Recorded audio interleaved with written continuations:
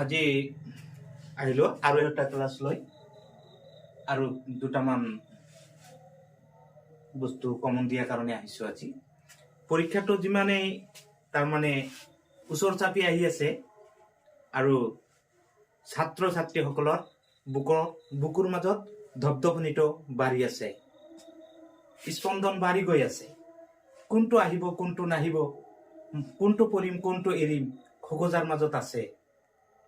যিসকলে গোটেইখিনি পঢ়িছে তেওঁলোকৰ কথাটো বেলেগ, আৰু কিছুমানে ইমান ডাঙৰ ডাঙৰ কোশ্চিনৰ কেইটা পঢ়িব, দুটা এটা পঢ়িলেই আৰু নোৱাৰে, পাহৰি যায়।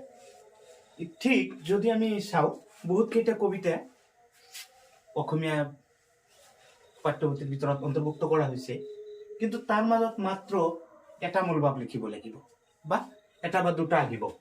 তাৰ মাজত আমি 4 বা 5 মাৰ্কহে লাভ কৰিম।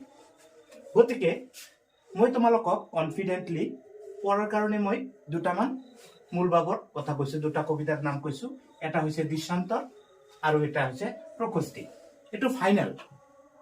100% ক'লে অলপ বেয়া কোৱা হ'ব, বেছিকৈ কোৱা হ'ব যেন লাগে, কিন্তু 99% সম্ভাৱনা আছে এই দুটা এটা হ'লেও আহিব। মই দাবী কৰিছোঁ দুটাই আহিব। কিনবা কাৰণত যদি নাহে, এটা কিন্তু খাটাং আহিবই।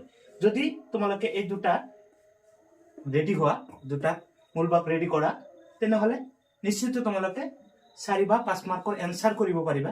কিন্তু তোমালোকৰ মূলভাৱৰ কোৱালিটিটো কেনেকুৱা হ'ব তাৰ ওপৰত হয়তো তোমালোকে নাম্বাৰটো পাবা, কিন্তু তোমালোকে এনচাৰটো কৰিব পাৰিবা 4 বা 5। গতিকে আশা কৰিছোঁ যে তোমালোকে এই দুটা মূলভাৱ ৰেডি কৰিবা। আৰু নেক্সট ভিডিঅ'ত আমি আৰু তোমালোকৰ পাঠৰ ধাৰাবাহিক কিছু কোশ্চিনৰ সিলেকশ্যন দি যাম। গতিকে তোমালোকে আমাৰ ভিডিঅ'টোৰ লগত থাকিবা। আজিৰ ক্লাছ ইয়াতে সামৰিছোঁ।